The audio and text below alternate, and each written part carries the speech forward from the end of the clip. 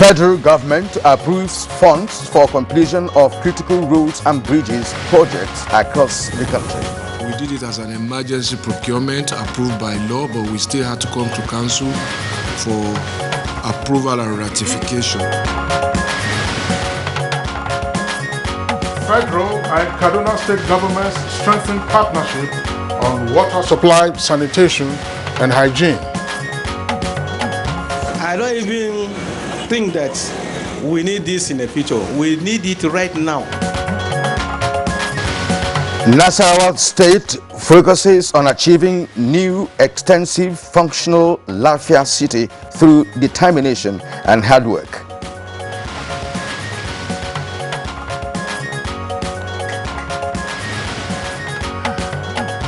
And this is Good Morning Nigeria. Today being International Snake Bite Awareness Day, we shall review the awareness of the huge and mostly unrecognized impact of snake bites, its prevention and control.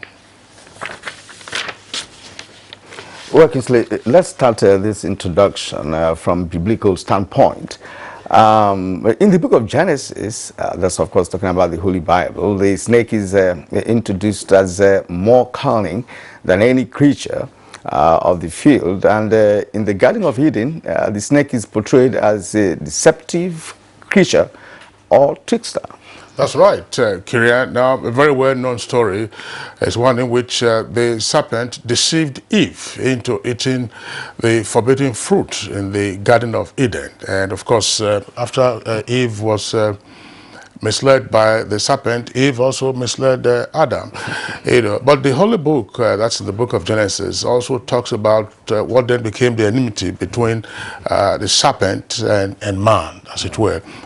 Man, of course, representing both male and female. And it was to the effect of the punishment that the serpent shall forever crawl on his belly, and that man shall bruise his head whenever it finds it. And more particularly, the serpent shall also, if the opportunity arises, also strike at the heel of man. So, Kirian, that's the biblical perspective to all of this. But one question that I would like to ask you is, what would be your reaction if you were to be in close quarters with a snake? I hope you're not wishing me to come in close contact with a snake. No, but you never can tell. I may have a natural immunity from snake bites. I mean, and, you're like Chief. Of course, you know that. Well, to be honest with you, coming in close contact or close quarters with a snake is something one should not experience at all. And I'm afraid of snakes, like the person, including my colleague here, Kingsley and Musbao. And I'm not sure I can even kill one, but I will normally run away, just like all of us will do.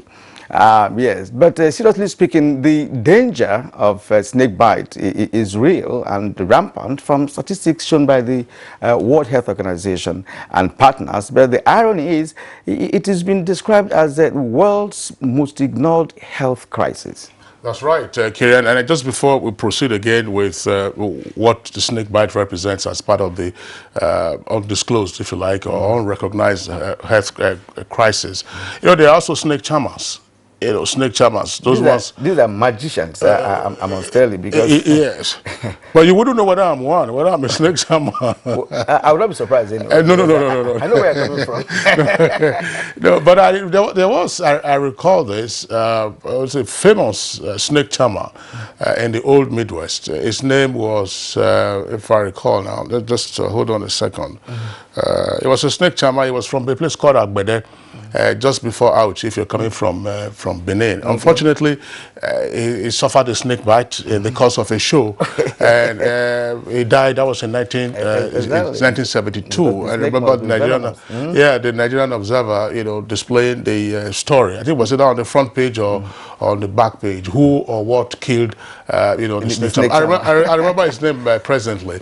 But of course, today is International Snake Bite Awareness Day, and this is the second edition, having been launched by the World Health Organization, the Australian Venom Research Unit, and other partners in 2018. Now, 2 years ago, the WHO added snakebite envenoming. That's the venom arising from the venom. Yes, envenoming, to its list of high priority neglected diseases. And of course, in May 2018, the 71st World Health Assembly unanimously adopted a resolution calling on governments of the world and, of course, the WHO in particular, to tackle the problem. Yes, and there had been an earlier call by the late Kofi Annan, that's the former Secretary General of the United Nations, on national governments, health agencies, pharmaceutical companies, and non-governmental organizations to acknowledge snakebite as a global issue, because according to records, around 5 million people are bitten by venomous snakes globally every year. That's a huge number, Kirian, and indeed it is worrisome. Now, most of the snake bites occur in Africa, Asia, and Latin America, as men, women, and children go about their daily activities. And you know, Kirian, sometimes snakes can find their way into homes, schools, and offices. In fact, just about anywhere where a snake could be found lurking, hiding if the conditions are favorable. And you can imagine, I mean, if you were sitting right here in the studio, we don't have snakes in our ceilings. But if one were to suddenly drop, what would we do? Yeah, but you recall the Ogun State snake saga, you know, where snake had to fall from the ceiling into the House of Assembly premises. Ondo House of Assembly. But that story was later rebutted. Okay. Yeah, it was said to have been some photoshopping, you know, to exaggerate the fact that the assembly complex was poorly maintained. Yeah. That's right. All right, now that would be so traumatizing, Kingsley, from what you posited earlier on. And when the weather becomes hot, you find them seeking cooler areas to hide from the heat, and that is why it is advised that doors and windows are not left open unattended. You might just be inviting an unwanted guest. Now, to reduce the burden of death and the suffering from snake bites is a substantial challenge, and that is why WHO started the process of preparing a strategic roadmap that aims at cutting deaths and disability by 50% before 2030. That's one huge step in the right direction. Now, the reported prevalence of snake bites in Nigeria is 5 per 1,000 persons annually, with the majority of bites being from the so-called African saw-scaled viper. But of course, we have different names for it in various vernacular. In Hausa, of course, once you translate it, means that tomorrow is too far. That's on account of the venom from the snake, which is so potent that death can occur within minutes of its bite. Now, there are 4 families of venomous snakes found in Nigeria. They include the carpet viper, black-necked spitting cobra, and the puff adder. The most dangerous, of course, on the African continent is the black mamba, which is also found in Nigeria, and Namibia, and South Africa. Well, mamba, do they really have venom? Are they venomous? I'm not a snake expert. Well, it's part of the question we'll be asking, you know, when the program starts. But I'm just wondering, because... I'm sorry, just before you proceed, I was trying to recall the name of that snake charmer, you know, who was bitten by his own snake in 1972. It's Elias, that is his stage name. He was a performer, it was Morocco. Morocco was his stage name. You know, they said the headline then was, "Who or What Killed the Great Morocco?" 1972. That's right. And as a grown-up child, I'm sure when such shows are staged... No, I never went to his shows. I never went to his show. He used to perform at Norowa Green Hotel. Okay. And endemic sites for venomous snakes include the Plateau, Adamawa, Borno, Taraba, Oyo, and Gombe.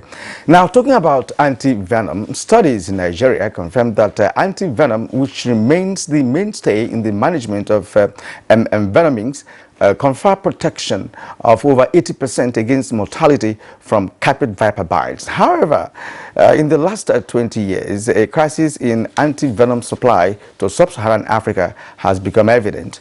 Why is it so? Does this have anything to do with the cost of anti-venom? Most of all, is it affordable?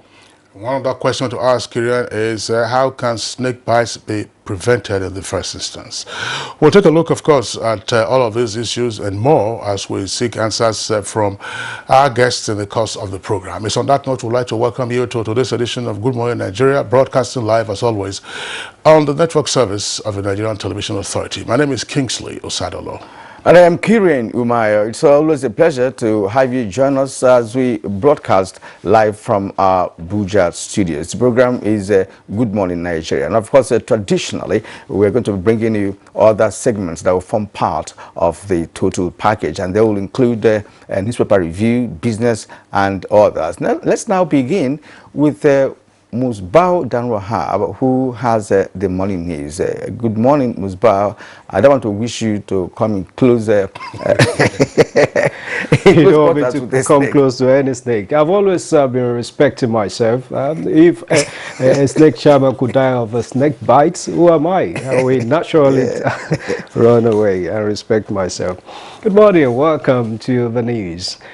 In furtherance of its commitment towards rebuilding and expanding the nation's infrastructure for enhanced socio-economic development, the federal government has approved funds for the completion of critical roads and bridges projects in parts of the country. This is aimed at not only reducing journey times but also the cost of doing business in the country. Minister of Works and Housing, Babatunde Raji Fashola, announced this while briefing newsmen after the meeting of the Federal Executive Council. We awarded at the cost of 2.132 billion naira, and the final approval we got today was for Katsina Ala Bridge, which has also been in the news. It was also the subject of a House resolution because of its deteriorating conditions. So the expansion joins a lot of repair works to be done there. Our contractor has started. So we did it as an emergency procurement approved by law, but we still had to come to council for approval and ratification. So that has been done. President Muhammadu Buhari has approved the appointment of Dr. Mrs. Folashade Yemiesa as the acting head of the civil service of the Federation with immediate effect. A statement from the office of the Secretary to the Government of the Federation says Dr. Mrs. Yemiesa, who is the Permanent Secretary, Ministry of Petroleum Resources, takes over from Mrs. Winifred Ekanem Oyoita, who has been directed to proceed on an indefinite leave to allow conclusion of the investigation being carried out by the Economic and Financial Crimes Commission, EFCC. Meanwhile, the President has also approved the extension of a tenure of 7 retiring Permanent Secretaries for a period of 1 calendar year, with effect from 1st October 2019 to ensure stability in this federal civil service and effective delivery of the 9 priority areas of the administration, as well as the mandates given to the new ministers. Now, in case you don't remember, President Muhammadu Buhari at the launch of a National Action Plan on Water, Sanitation and Hygiene (WASH) sector gave a directive that henceforth federal government support to states in this sector will be contingent upon their willingness to implement the National Action Plan. That remains the guiding principle as the federal government begins a massive drive on the Partnership for Expanded Water Supply, Sanitation and Hygiene (PWASH). In the latest of a series, Kaduna State government is continually leveraging on this arrangement as Governor Ahmed Arufai came calling on the Minister of Water Resources, Suleiman Adamu, in Abuja. It's home to about 3 million people, and our water supply capacity is for less than 1 million. So there are serious water shortages in Kaduna metropolis. One of the key things is for the state also to declare a state of emergency on water sanitation and hygiene. There was also issue of things like legislation against open defecation and so on and so forth. There is this very popular saying that Rome was not built in a day, which undoubtedly connotes a different meaning and usage depending on one's perspective. To stakeholders in Nasarawa State, the quest for a new Lafayette city with extensive functional system is achievable through determination and hard work. I don't even think that we need this in the future. We need it right now. Right now, we're supposed to start something. Because as it is right now, we have a governor that is a professional. So if you are talking about new city, He understands what we are talking about. And I want to say that I think with the blueprint that is already on ground, he has promised to take on with the legacy of his predecessor. A bit of politics. All Progressives Congress APC youth have promised to be active participants in the nation's political environment to boost efforts of collective governance and effective service delivery. Of a maiden interactive session, the youth leaders who converged on Abuja are also assuming the role of watchdogs in project management and implementation in the current dispensation at all levels. And we don't need to go outside the shores of this country seeking for greener pasture. We have everything it takes here. We have all the raw materials. We have all that it takes for us, the manpower and everything. But the problem is we are not being patriotic. And that is where we need to start now. And ensuring that we are able to deliver on the promises we have helped our party made to the Nigerian people. All the youth, we should behave ourselves. At the same time, act professionally, intellectually.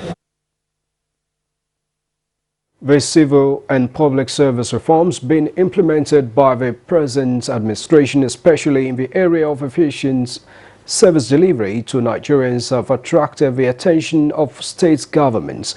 Director General, Bureau of Public Service Reform, Dansuke Arabi, service at a meeting with heads of service of Abia and Gombe states. We must have made election promises to the citizens. So an efficient public service will make them achieve their aims. And support to meet our objectives of reforming Gombe State civil service for enhanced service delivery. There will be need for us to come up with a strategy. At the federal level, we have a national strategy for public service reforms. We may have to look at how we can develop another one for the states. And in view of federal government's policy on agriculture to boost rice production for self-sufficiency and stop importation by 2020, Governor Yahya Bello has inspected the Confluence Rice Mill in Oma Ejiba, Yagba West local government area of the state.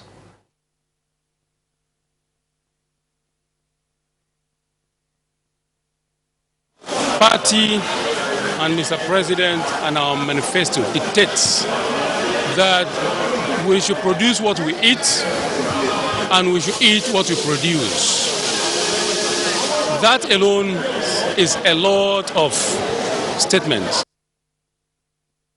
That's the news based on Good Morning Nigeria. Thanks a lot. Join us for more subsequently. Now, a lot happened last night in the Champions League, and I don't know what happened to the club of Kingsley. They went down 3-0. Kingsley, you saw that, yes, Kieran, all right? I saw it. It was a cracker, you know, and one of theirs, Di Maria, was, of course, their Waterloo, yes, there was the Waterloo in that encounter. And that happened to Kingsley as if he got a snake bite. No. I've never been bitten by a snake in the first instance, and PSG couldn't possibly be the snake that would eliminate Real Madrid. Of course, you know, the group stages that they're just taking off. It was. I mean, I watched all the matches depending on the channel that you had. So it was a great match. Unfortunately, I mean, Real Madrid scored 2 goals that were disallowed. One of them was a clear foul that well, almost doesn't count. The second goal. It was a great match. I mean, to be honest with you, it was a great match. I enjoyed watching it. All right, that's not to take anything away from Real Madrid. Back-to-back Champions League is not feat at all. It's a superlative performance from them at all times, but yesterday was a different story. Okay, the program continues after this break. Good morning. to notify candidates who applied for Ahmadu Bello University and NTA TV College degree program in mass communication for 2019-2020 academic session that the post-UTME screening exercise has been scheduled to take place on Saturday, 21st September 2019. Venue, NTA TV College premises, Rayfield, Jos. Time, 9 a.m. Screening fee, 2,000 naira paid through the remitter platform in favor of NTA TV College Jos. Candidates who chose the college as second and third choices in the 2019 UTME examination, scored 180 and above, and willing to study at the college can also come for the exercise. Candidates who satisfy the above requirements are expected to come along with the originals of their O-level certificate, any of WAEC, NECO, or NABTEL, JAMB slip, birth certificate, indigenship certificate, and proof of payment. Direct entry candidates are expected to come along with their original diploma certificate, A-level results, in addition to other credentials mentioned above. Registrar, Announcer. To the outer framers, the hat tippers, the fringe growers, you don't need to hide anymore. Try Dettol Even Tone. It cleans and helps to reduce the appearance of blemishes caused by oil, dirt and germs, giving your skin a healthy feel for an even better you. Introducing the new Dettol Even Tone Pink Glow. Healthy skin feel for an even better you. Thank you. Thank you, sir. Prince, did you hear that? Of course I did. That is village master tune. So, Auntie Amebo was not gossiping then? Village master is celebrating 50 years. 50? Already? This is not a joke. It is a national celebration. NTA and Village Master family are commemorating 50 years. Hey, Prince, tell me, when is our golden jubilee? It is from the 8th to 11th of October, 2019. I have to go and get ready. It's time to party. Women. But we, men, will be there too. Prince.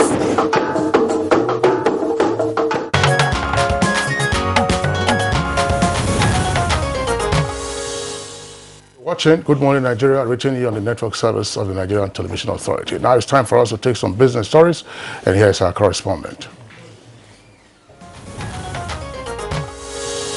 With the destruction of Saudi Arabia's biggest oil facility over the weekend, more reactions have continued to trail the incident.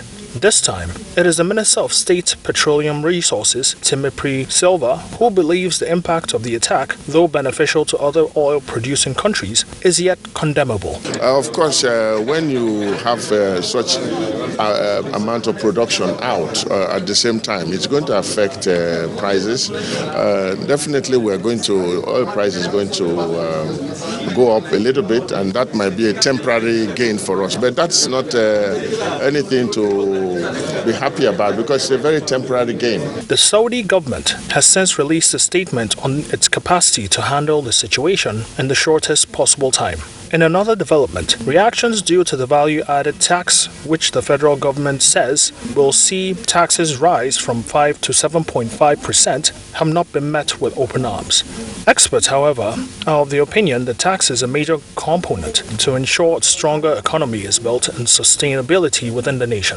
It is a heavy burden, which some say will bear fruit in the future if Nigeria is to come out on top with the infrastructure that matches the potential of the country.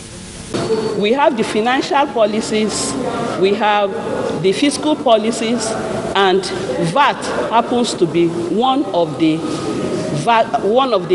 tax components that we must look into in order to provide sustainable means of developing the infrastructure that is already that in our society. Now that this rate has been increased at this time, we're going to double down our effort to continue to educate the citizen and explain to them the need for them to bear this burden so that we can develop our nation. Now let's take a look at the Nigerian Stock Exchange.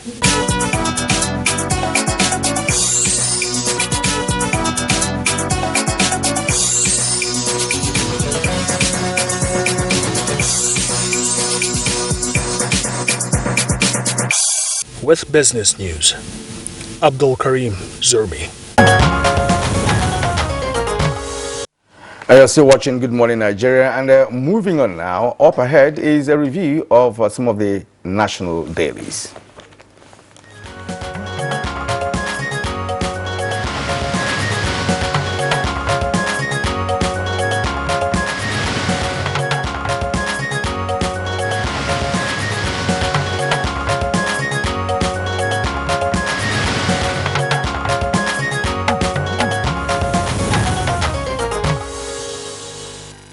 Newspaper reviewer Bayo Atoyebe is right here with us in the studios. Bayo, good morning and welcome. Thank you, Kinsley. Good morning. Bayo, welcome. Nigeria. Thank you. Good morning. The way you introduce Bayo to the subject matter that we've been discussing since. Yes, of course, yes. Please, let's go to newspaper review, and I have the Pilot newspaper, from top to bottom. Let's begin with this. Reps recommend Allen Onyema for National Merit Award. Adopts Air Peace as official flight. That's on page 5. Human Rights Commission condemns killing of women in Rivers Hotel. The story is on page 8 of the Nigerian Pilot newspaper. Now the headline, the main headline, estimated billing. 4 riders to that. Nigerians will pay only for electricity supply consumed, says Bojabia Miller, that's the Speaker of the House of Representatives. House of Reps to revisit bill criminalizing estimated bill. Discos must not present outrageous bills to Nigerians again. Law stopping practice on the way. All that on page 8. And now at the bottom of the Nigerian Pilot, we have some stories. There's xenophobic attacks. 104 Nigerians now set to return. 1,004 Nigerians now set to return. Second batch of 319 returnees leave South Africa. Foreign Affairs Minister denies ignoring Reps' summons. That's on page 8 as well. Now, flood sacks courts in Kogi. It's on page 5. Ekiti University student stabs lover to death. It's also captured on page 5. And so is a Kwara governor to drag contractors to EFCC over 1.1 billion naira fraud. 1 woman dead, 4 persons missing as Bakassi people send SOS to federal government. That's on page 10. Don't reintroduce water resources bill, IYC warns federal government. And it's on page 8. Appointment, APC youths lobby NWC demand 40% representation. And that's on page 30. All right, Kieran, I will take from the New Telegraph right at the bottom of the front page. Of course, let's say the bottom half of the front page of New Telegraph, because there you see the photographs of the Nigerian returnees from South Africa upon their arrival at the Murtala Mohammed Airport in Lagos yesterday. And the headline is, again, 315 Nigerians returned from South Africa. With 2 riders, widows, 4 children get scholarship. And Air Peace crew returns $42,000 flight allowance. Details of that can be found on page 3. Now, the lead story is also a story that's been on for a while. It says, Senate justifies planned purchase of 5.5 billion naira SUVs. Senate justifies planned purchase of 5.5 billion naira SUVs, and legislative aids in employment and admission racket. Now, the headlines that you have immediately below the nameplate, let's take some of them. Communities demand 10 billion naira compensation on Second Niger Bridge. APC youth demand 40% board appointments. Obasanjo spent over 1 billion naira to resolve Ogun communal crisis. And customers decry, above the nameplate, customers decry CBN's directive on transaction charges. Apex Bank grants approval to 3 payment service banks. Bayo. Well, let's start with the returning Nigerians from South Africa. 315 of them arrived in Nigeria 8 p.m. yesterday. They were composed of 290 adults and 25 infants. This brings to 502, exactly half of those who have registered to return. 1,004 have registered in South Africa with the consulate to return. Upon returning yesterday, Governor Babajide Sanwo-Olu supported each of them with 20,000 naira.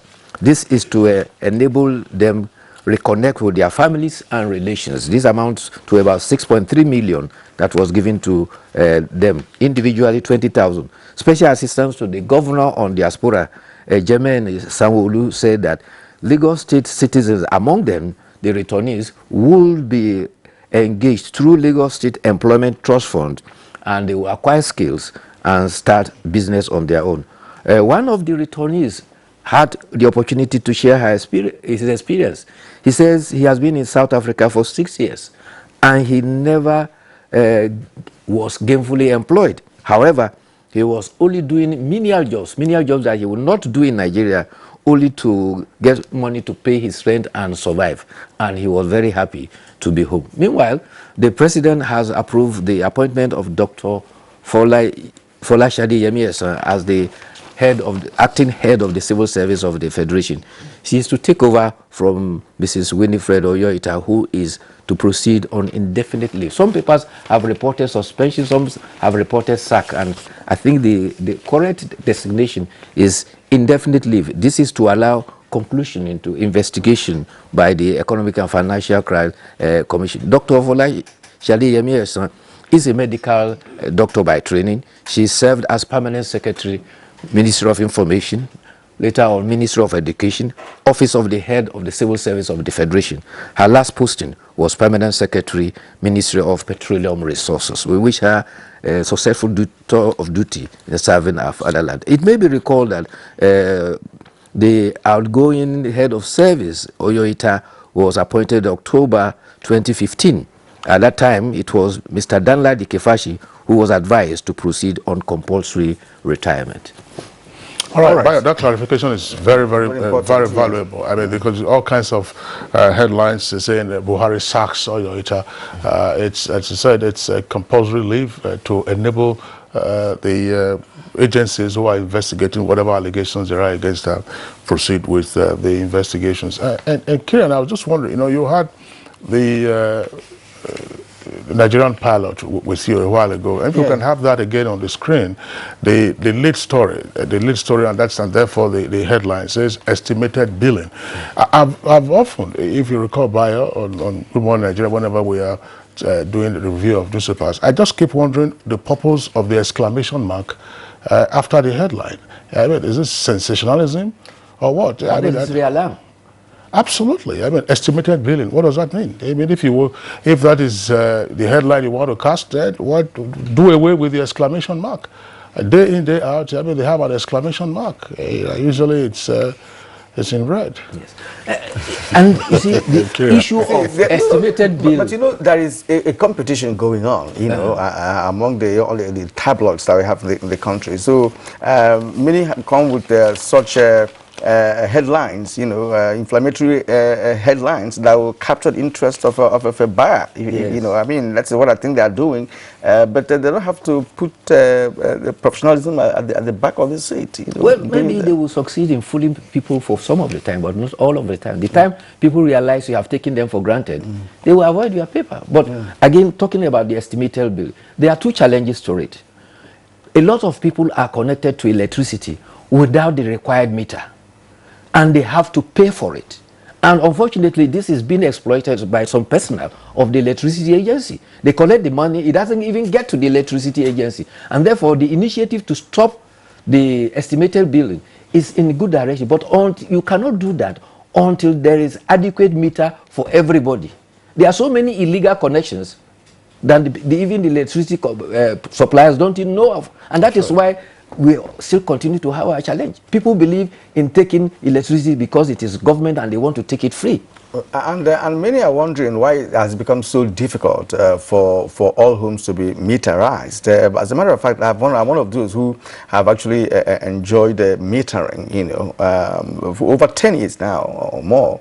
I've been on that, and many have also been on that. I'm wondering why it's difficult for us to come to a point where all homes should be metered. This thing is becoming as if now it is purchased, you buy it. initially it was to be supplied free of charge, because it is still it's not necessarily the property of the person using it, but now it is purchased. It's official that you buy it and use it. Why is it not available in great quantity? Sadly, we have a Nigerian meter company in Zaria in Nigeria. They're supposed to be producing meters, and they are also importing meters from abroad. But there are two implications for the metering. Where it is given to you free, the tariff you pay is different for you that will go and deposit your money and get the meter. The idea is to make sure that what you paid for the meter is recouped gradually. Where you didn't pay, you pay a higher rate until everything stabilizes. So they have a system for which they use. But the difficulty is to be able to provide at least 5 million required meters to satisfy the yearning electricity consumers. Well, I'm sure that this is one story that is unlikely to go away. Yes. Because are they getting the meters from Mars? Excuse me. Are they getting it from Jupiter or where? How many electricity consumers do you have? How many electricity consumers need meters? And this is part of the, some persons have alleged, it's part of the racketeering that goes on. If you are interested in getting your consumers to pay for what they consume, you provide them with a meter. It's like your smartphone or your phone. Once your credit exhausts, that's the end. So that's it. Nobody's going. Why don't you get it? All these estimated billing just a way of cheating the customers, cheating the consumers. Yeah. It's unfortunate that over the years we're still talking about it. Estimated. It's become perennial. There's this other story too that at least should be put in perspective. About 5.5 billion to purchase SUV vehicles for 469 legislators. Some people have been arguing that government is not paying 30 naira minimum wage, but they are budgeting 5.5 million for members of the National Assembly. The correction here is this. The money for the vehicles is part of the loan. The legislators are going to pay back that 5.5 meant for the vehicle. So when you come in for the period of 4 years, you are given the loan. It's a car loan as we used to have in public service, and progressively it is deducted from your salary. So comparing it with the minimum wage is like comparing oranges and apples. Now, but I'm not pausing you, but let's take a look at the Daily Times newspaper that captured that as a headline. Yes. Let's see how Daily Times captured it. It says, Senate dismisses outcry over 5.5 billion naira for purchase of vehicles with 2 riders, says funds captured in 125 billion naira National Assembly budget. Then public outcry unnecessary and insulting, says Senator Abdullahi. Why I have to read it out is the fact that it's captured in the budget. Is it as loan or as what? I don't understand the loan aspect that you just raised, because if it's captured in the budget, all right, it means provision has been made for it. All right, budget is planned expenditure in advance. But is it a loan? It is a loan. It is part like car loan. Yes. To them. Yes. Well, you say that it's a loan that we amortized over time. The members of the National Assembly for the 8th Assembly, have they fully refunded the monies that they got for the purchase of their vehicles? That is one question. Maybe the Auditor General will be able to say. The Auditor General should also let the public have reports as to how the former lawmakers defrayed the loan that they obtained. Must it be an SUV? Suppose the lawmaker says, look, all I want is, in those days, it's a Beetle. We have had a lawmaker come here, and he says that all he writes is a 406. Aren't there vehicles that Innocy makes vehicles? Exactly. I think Peugeot still assembles some vehicles. Must it be an SUV? We have made this point before by Akira, you recall, when President Muhammadu Buhari was in Yokohama the other day. The number of Toyota SUVs you find in Lagos and Abuja, you are unlikely to find in the whole of Japan. Yes, that's true. That is exactly true. And Toyota does not have a car manufacturing factory in Nigeria. Absolutely. And it cannot happen in any of the Asian tigers. It cannot happen. It can't just not happen that a brand is sold in large quantities for several decades and no manufacturing factory.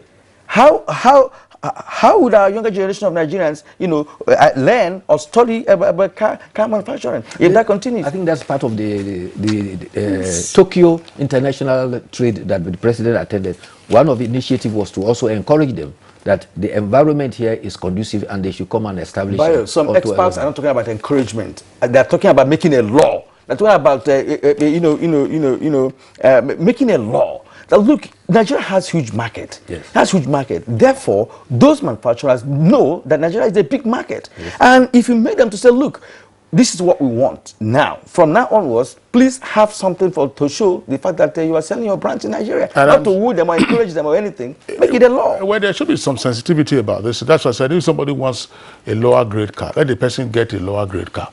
If you recall, when Abuja-Kaduna highway was very hot, with the chairmen who were operating, some of them were abandoned. The big men who normally will have SUV abandoned their vehicles. And are going so why SUV? Must it be an SUV? An SUV. Even just last week, some CSOs in Kaduna were demonstrating that they should stop the usage of the train and force all the big men to travel on the Kaduna highway so that their security will help clear. You recall when Governor El-Rufai was traveling and there were these armed robbers on the road. He actually followed them with his security details. Okay, just one line on editorial. Ending criminal gangs and reign of terror. Ending criminal gangs reign of terror. Bio, 1 minute.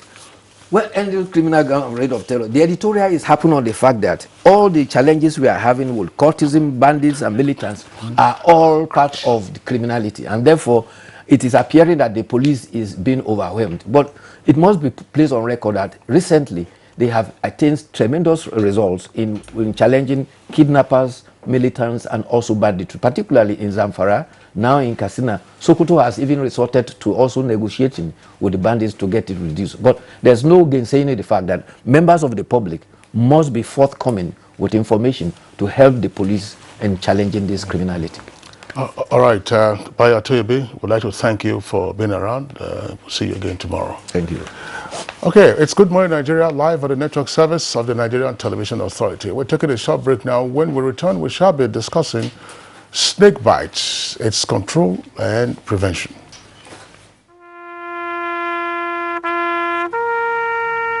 They are there at the crack of dawn. They are there busy preparing while we rise for our day.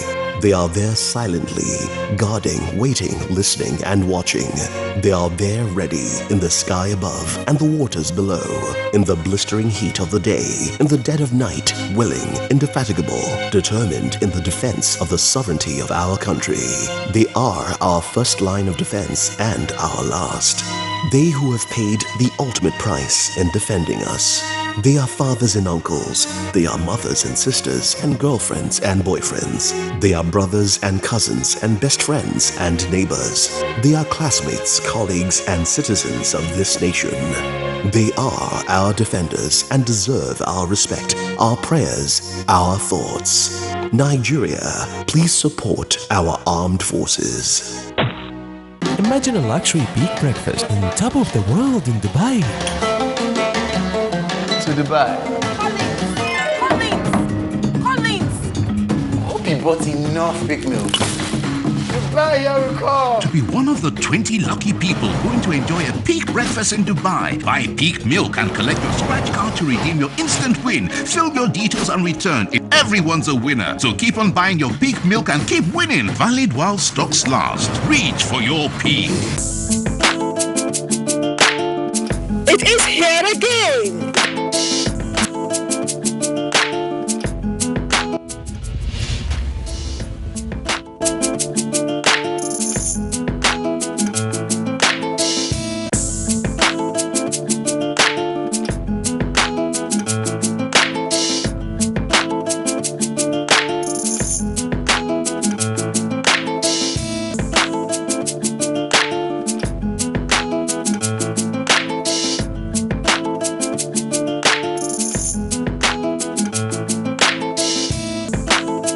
For more information, participation, and sponsorship, please call these numbers.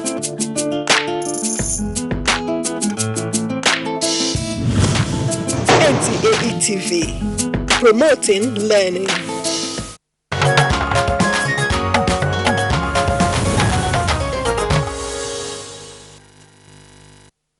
You are watching NTA, Nigerian Television Authority. For more information and news updates, visit our website at www.nta.ng, or you can follow us on Twitter at NTA News Now, or you can like us on Facebook at NTA Network News. Stay connected on our YouTube channel at www.youtube.com/NTA News Online. Watch our live stream at www.nta.ng/live. NTA, you can't beat the rich.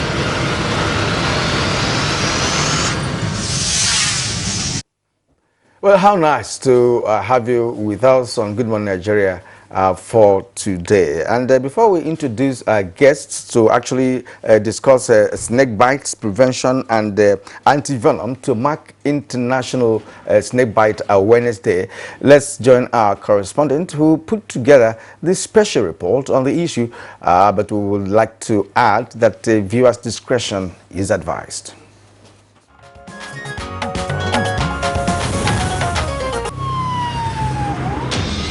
The World Health Organization estimates that between 81,000 and 138,000 people around the world die each year from snake bite, and up to 400,000 are left permanently disabled or disfigured as a result of snake venom, rippling into health issues and reduced quality of life. In many communities, these injuries result in discrimination and sometimes people being ostracized. According to research work published by African Journal of Medicine and Medical Sciences, 4 families of venomous snakes are found in Nigeria, and 3 species including carpet viper, black-necked spitting cobra, and puff adder are mostly associated with envenoming in Nigeria. Incidents of bites have been reported as 407 per 100,000 populations per year, with a 12% natural mortality, and the carpet viper is said to account for at least 66% of all. Recorded cases reveal that bites occur often when victims are farming, herding or walking, with some indoor reported cases. Experts say health education is the main preventive measure, and the study of humanization of occupationally predisposed individuals in endemic areas should be intensified. What is the first aid treatment for snake bite? Does Nigeria have enough anti-snake venom treatment? What steps have been taken by governmental and non-governmental agencies to reduce prevalence? Also, what should be citizens' responsibility in ensuring personal safety when it comes to snake bite? These are some questions that guests on Good Morning Nigeria will be providing answers to as we take a critical look at snake bite, prevention, and anti-venom.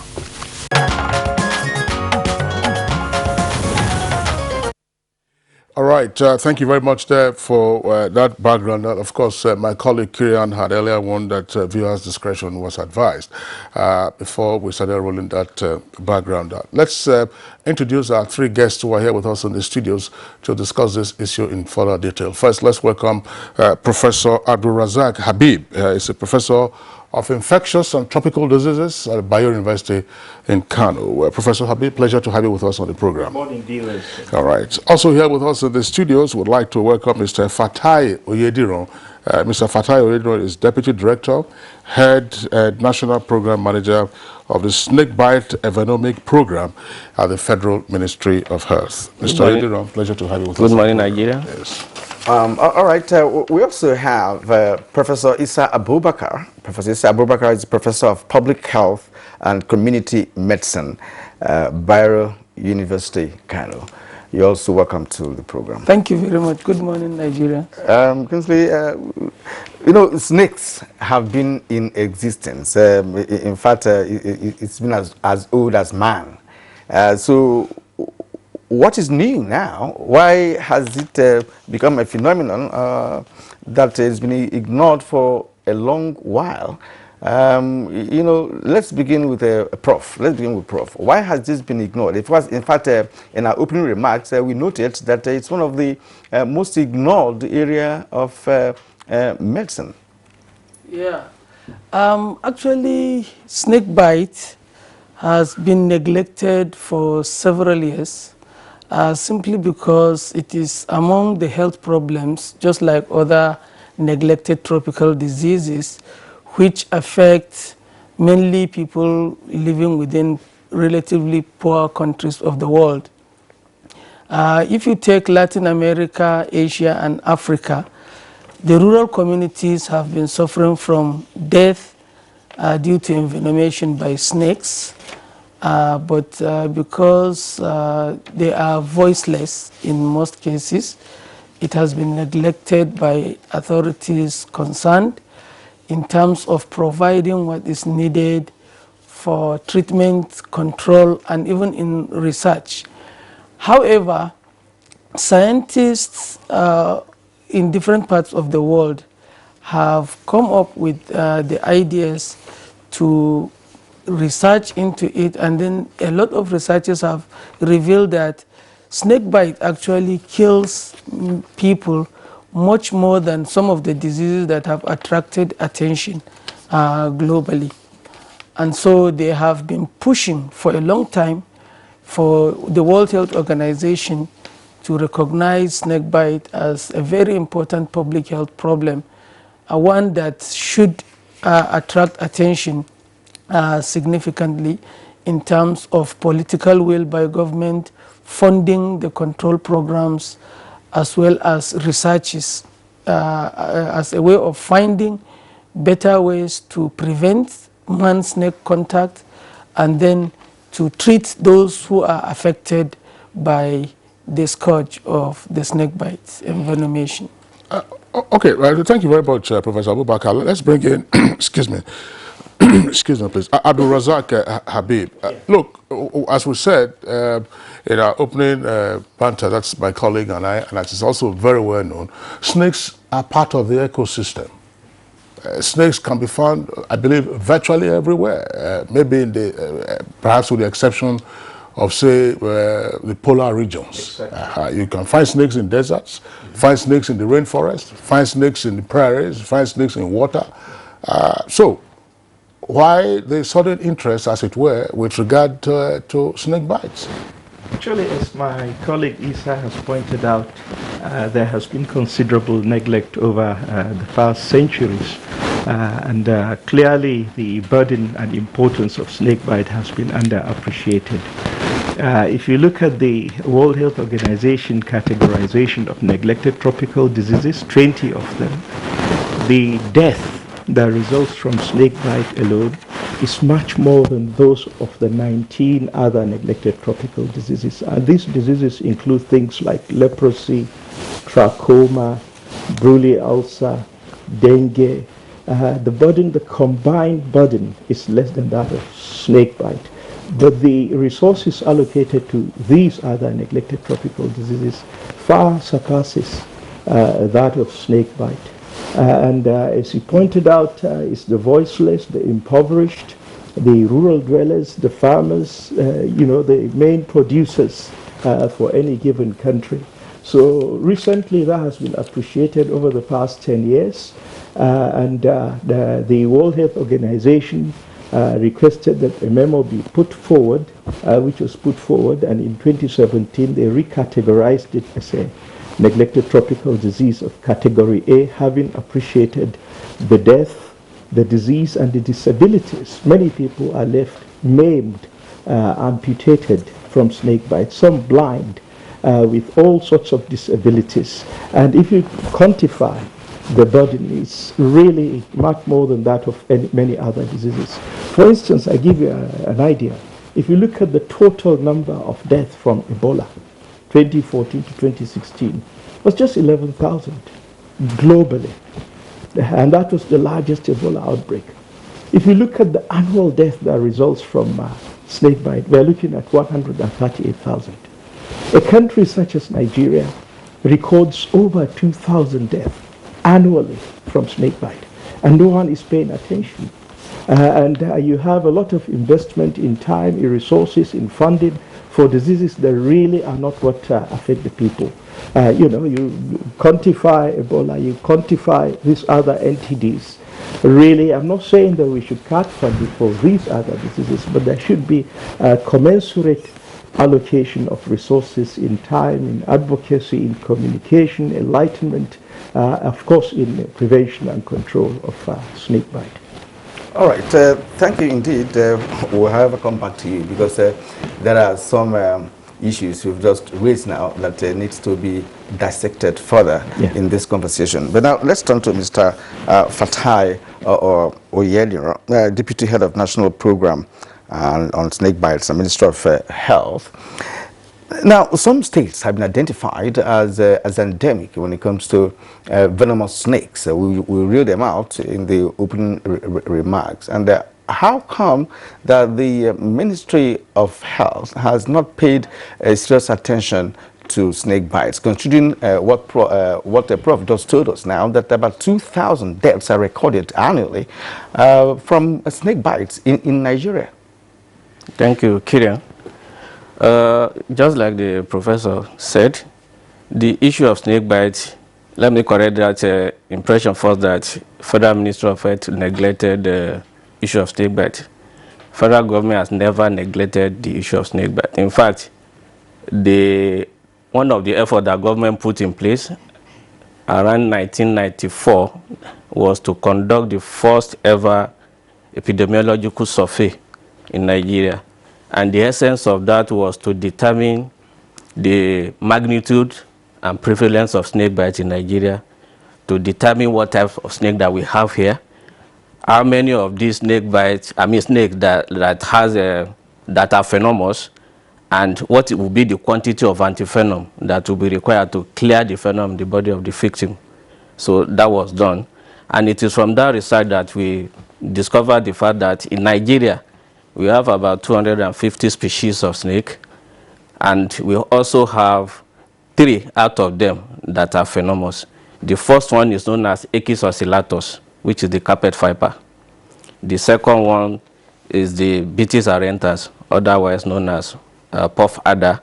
And the third one is Niger nigricolis, popularly known as spitting cobra. So it is from that research that we found out these are the very important venomous snakes that we have in Nigeria. And effort was also propelled further around the year 2000. Government set up what we know as Equitable Study Group in Nigeria. Equitable Study Group Nigeria UK was a collaborative effort between Nigerian scientists and Liverpool School of Tropical Medicine in the United Kingdom. And good enough, some of my colleagues here are members of that study group. Professor Issa and Professor Abdurazak were founding members.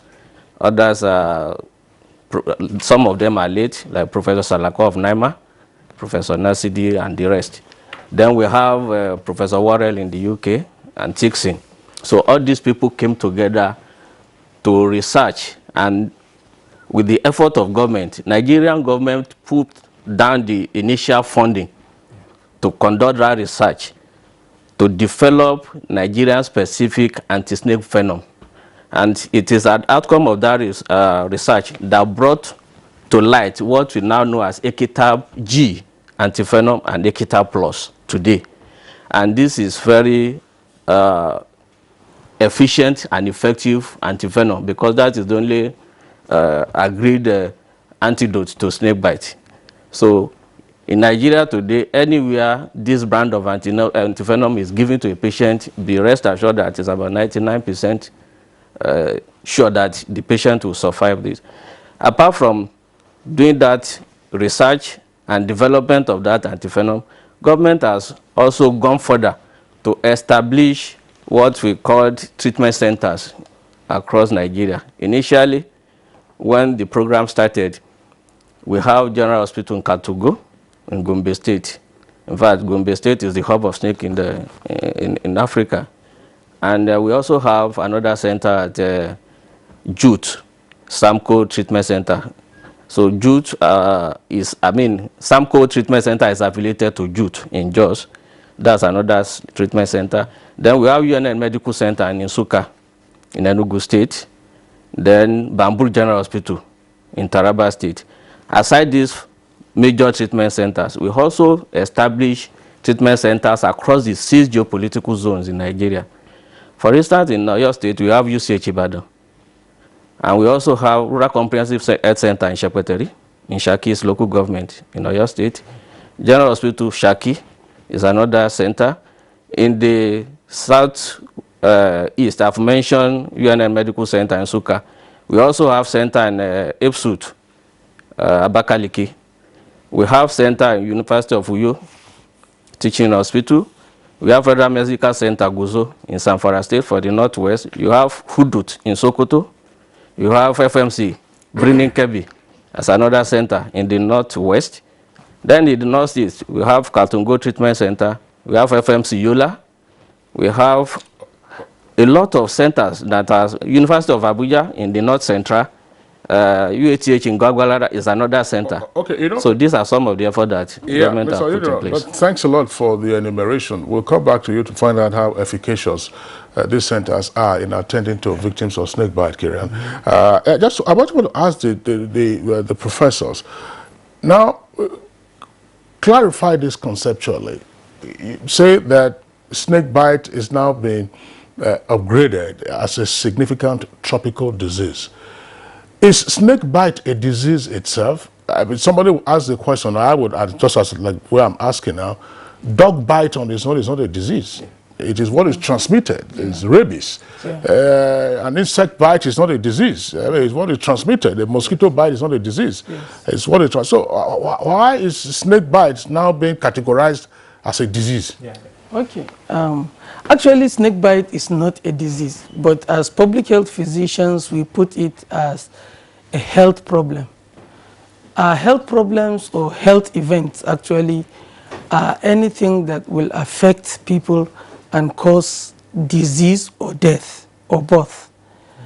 So snake bite is an issue that when the snake strikes, it actually injects its venom into the body of the person.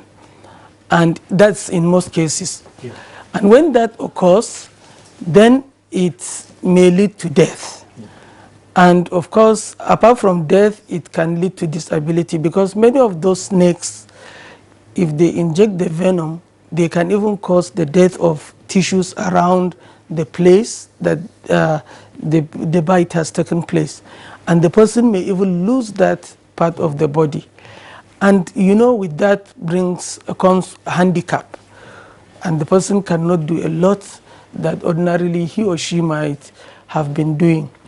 And then the amount of money that is wasted in treating or the opportunity cost of that bite is actually... Snake bite is an injury, but snake bite and venom is a disease.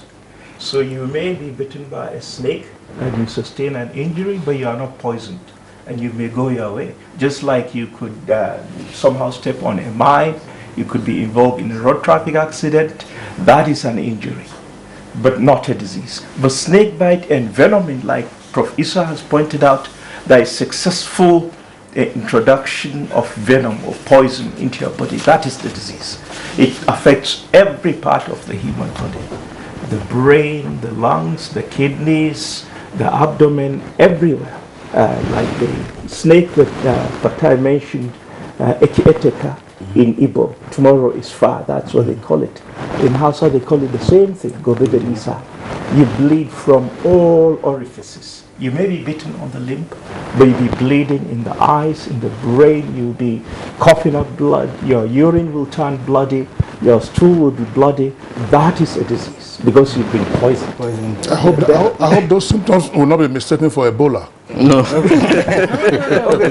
There may be a history of the strike, and then the person gets terrified. Yes. And in most cases, or let me just say in some cases, the victim or relatives or friends around may even bring the snake. Exactly. And that helps you to identify it. And then there are bedside tests we carry out for some of the snake bites, and then we are able to diagnose. Because, like, for example, if the Gobedenisa or Ekis bites a person and you put a sample of the blood for 20 minutes in a glass Pyrex tube and then you try to tilt it, it will try to pour out. And that's a test that indicates the blood is not clotting. And it is as a result of the envenomation. And that is a pointer to the fact that if nothing is being done, and something here means to give an anti-snake venom, otherwise the person may continue to bleed and definitely death is sure. Yeah, what is so common is in the name given to a particular species of snake, Echeteka in Igbo, as you said, yes. and the same thing in Hausa and other parts of Nigeria for that particular snake. Exactly. You know, you see, gentlemen, anti-venom came into common use globally in the 1950s, and is on the list of WHO's essential medicines. Exactly. And one will also be thinking of, why has it taken so long a time, you know, for perhaps Africa and Nigeria in particular, you know, to become interested in fighting snake bites? As I earlier said, even the centers he mentioned, how close are these centers to the people that need it? Yes. Right. And but my question here is, let us get into the nitty-gritty of antivenom. Antivenom is essentially a medication made from antibodies used to treat certain venomous bites or sting, as the case may be, recommended only if there is substantial or significant toxicity. Exactly. Now, how do you determine the level of toxicity and to know the quantum of antivenom to be given to a victim, for instance? Because the snakes may not have the same level of toxicity. Yeah. Exactly. Well, as Isa has pointed out, really there are symptoms that will suggest that one is poisoned. Bleeding tendencies from Echinacea, clearly it's one. Secondly, for snakes like puff adder, you will have massive swelling. For cobras, you may not be able to open your eyes, you'll be paralyzed, you may not be able to breathe. All of these are indicators that you needed to be given an antivenom. And as regards the Echinacea, when they come with bleeding or incoagulable blood, when you administer the antidote, in this case the antivenom, within 6 hours there is restoration of clotting. You know that you've achieved the amount needed for cure. From the beginning you would have done some studies in mice to derive the maximum venom in the snake, inject into mice, and the mice you come and administer the antivenom. If it's able to neutralize the maximum venom, you know that is the dose that a human should be given when he's bitten. It's a technology that has been around since 1890s, and like Oyediran said, the late Minister Olikoye Ramson-Kuti was the one that started the whole program and injected Nigeria resources, I think to the tune of about £2 million to develop indigenous antivenoms. We do have these two very good antivenoms now, but unfortunately the localization, the eventual technology transfer to southern countries such as Nigeria has not taken place. The new roadmap, which the current Honorable Minister for Health launched in Geneva in May, Dr. Osagi Hanire, suggests that wants countries to improve and increase production by 25%, especially within sub-Saharan Africa where there isn't any single manufacturer. It is a simple technology. It's something that can be done within the country. There may be some investment, and I think public-private partnership may be the best way to go, given the resources needed to establish such production facilities. Okay, thank you. We're still with you, Mr. Fatai Oyediran. Tell us some more about the anti-snake venoms that are available in Nigeria. Against the background of what Professor Habib just indicated, who are the producers of the anti-snake venom? And are they like vaccines? You know, the typical vaccine, you'll be hearing stories, preserve them properly. Some of the vaccines lose their potency after a while, and so on and so forth. Yes, thank you. In terms of antivenom availability in Nigeria, there are different brands of antivenom that are available. But for the purposes of our intervention in Nigeria as a government, the brand that we promoted is the one that we collaborated in its manufacture, and that is the Ekita brand.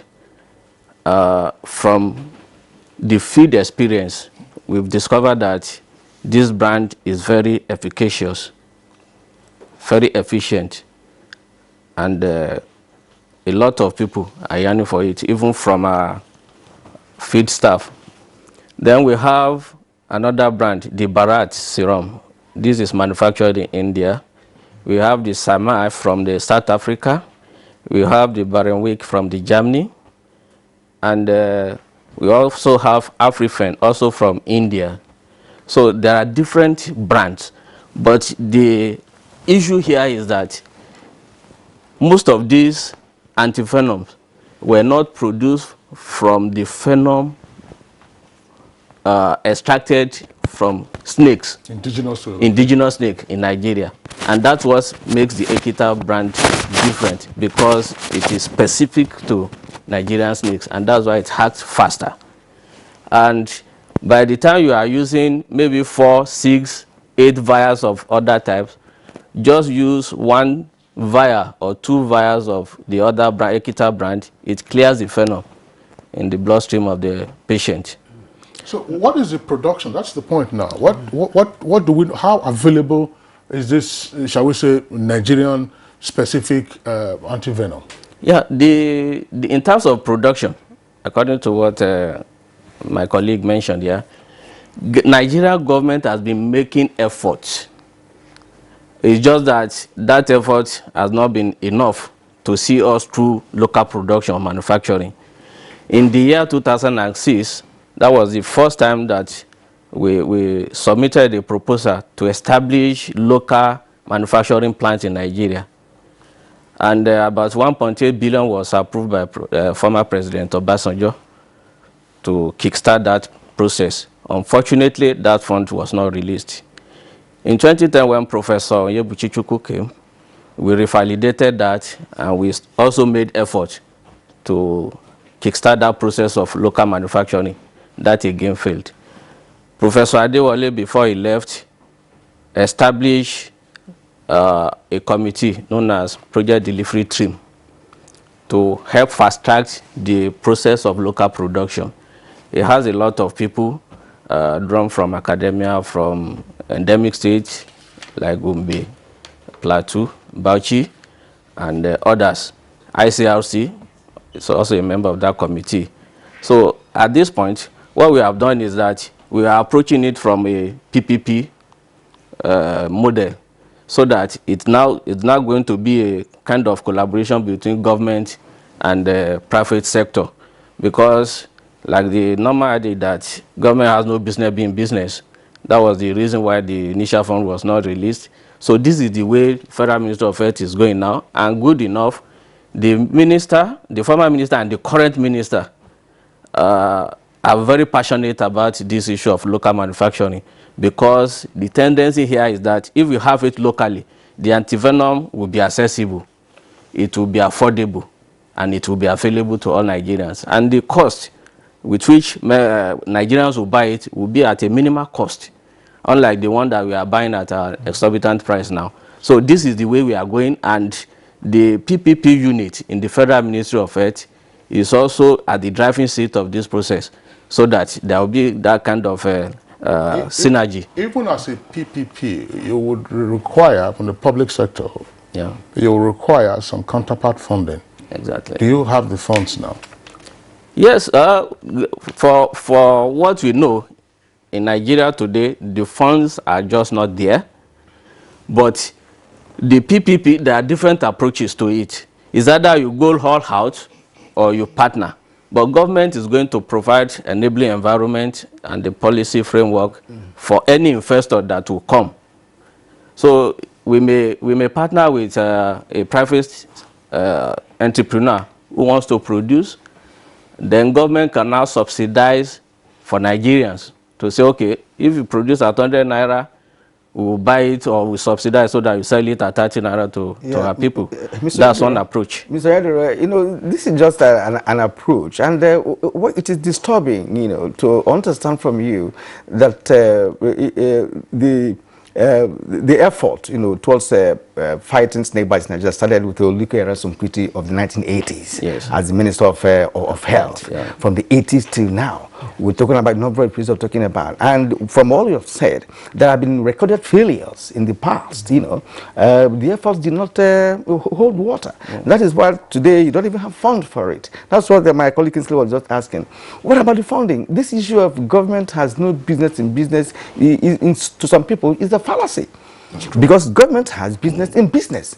Because if you talked about creating an enabling environment, what's enabling environment? It's part of the business, right? So now we started with the branding, which Kingsley raised. Now I understand that we have a monovalent antivenom and whatever polyvalent. Monovalent is one that is sensitive to a particular kind of venom.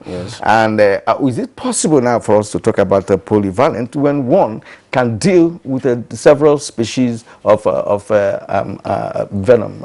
Professor Fatai. Actually, we started on our own side. We were given the mandate to conduct a clinical trial of these new products, because before you start using it on human beings, it might have passed through the animal study, and then coming to human beings, we have to do a clinical trial, and we did. We tried the specific one against carpet viper, and then we got the polyvalent, which can be applied for different species. And we subjected them to a trial around 2005-2006, and we found that both of them were very active even against the particular species. So it is good that we pursue both antivenoms, because in situations where you do not have the monospecific, that's the particular one against carpet viper, you can use the polyvalent to even treat the carpet viper bites, and it can do almost the same job for you. And then if it happens that you are dealing with a different species of snake, of course that is a win-win situation for you. So it is better for us to pursue both. And I don't know, I'm not from government, but I know that the efforts has lasted so long. From 1994, Prof. Habib was part of the first clinical experience with the anti-snake venom Equitab itself, and then I joined later in the 2000s, and these antivenoms have been found to be very efficacious, as Fatai has said, and they were associated with less side effects. These are side effects that even if they occur, we can easily handle them by the bedside. And there was a technology transfer plan. Even when the current President Muhammadu Buhari, was the chairman of PTF, and PTF then released a lot of money towards technology transfer from Liverpool to Nigeria. Honestly, my heart bleeds whenever I recall those efforts being made. And I used to think that since this same person is now even #1 citizen in the country, for me, in my naive way, I think that it is easy that the minister can easily talk to the president, and then this thing can be done. Because over the past regimes, I know the problem with Nigeria is when we truncate a government, or when it comes to an end naturally, it is very difficult for another government to continue with the problem. That's a perennial problem in Nigeria. But I think we have an opportunity with President Muhammadu Buhari on the seat. I think if he can be reminded of the good efforts PTF has done during his era, I think we will be there. In fact, it was said he even shed tears when yes, I was personally there. Snake bite in the villages, the way it affects people, was given to him as chairman for the PTF, and easily he provided funds for that. And we have to remember, these products were specifically used in Nigerian seed money, these two products that he mentioned, and against Nigerian snake venoms. And now in Nigeria, you buy them 30,000, in fact in Lokoja, 72,000 per ampoule. Many a times a farmer has to sell his livestock to procure that life-saving ampoule. And the Indian products that are introduced into the country are not effective. We've shown that death rises. The people who die from snakebite rise several fold. if we have a stock out of these products specifically meant for Nigeria. What is required to domesticate the manufacture of this anti-snake venom? Like I said, it's not rocket science, it's largely funding. A number of people, Professor Lowell Bilbis, who is now Vice Chancellor in Sokoto, myself, Ibrahim Jallo, and several colleagues have come together, looked at it from the science point of view. It's easily doable. This is a very old technology, but it's just the seed money that you need to. According to WHO, they say you need about $5 million to start, but the truth is it's a lot less than $5 million. Prof, one of you in University of Jos, is it Professor Agui, he has been promoting the venom, the anti-venom that he personally produced. Yes. And I'm sure he worked with other colleagues, actually. You know, but what has happened to that? Because I'm sure you're aware of it. In fact, he convened a meeting, I think, in April here in Abuja, in July, with all the stakeholders, wherein he described the product through immunization and development of a vaccine for snake bite, and I think he's trying to patent it. He called in NUC, he called in the Product Development Agency, NAFDAC, they all came together. But it's in the very early stages of development. It's really in preclinical stages. But the product Nigeria now already has undergone phase 1, phase 2, phase 3. What he has done, has he been tested? What he did? Not in humans. So why? I'll just take this along. Yeah. Because, Kirian, I think you and I were on set when we were discussing herbal medicine. Yes. Herbal medicine. And one of the challenges they have is to take their findings from the laboratory to the commercial market. And a number of suggestions came out of that conversation. I'm wondering, would you require the pharmaceutical manufacturing sector to be part of this, or are you going to have to build a plant? Or who are those that are likely to participate in the manufacture, other than just waiting for government can put 1.6 billion naira on the table now, but you have to have the players who would access it. Are you going to have to construct a new factory? Is it what is required? Well, actually, even universities can serve as centers for manufacture of these products. For example, one of the products we are talking of, the Equita Plus, actually came to us from Costa Rica. University of Costa Rica. Yes, there is an institute in Costa Rican University that produced it. And then when we were about to test our own products, they brought it to us so that we can subject all of them to the same trial. And we found it to be good. And then we have been collaborating with them as a country. And in our own little efforts in different universities, we have also been carrying out some activities. For example, in my university, Bayero University, Kano, we set up what we call Venom Anti-Venom Study Group with Prof. Habib as our leader. And that grew into what we now call Nigeria Snakebite Research and Intervention Center.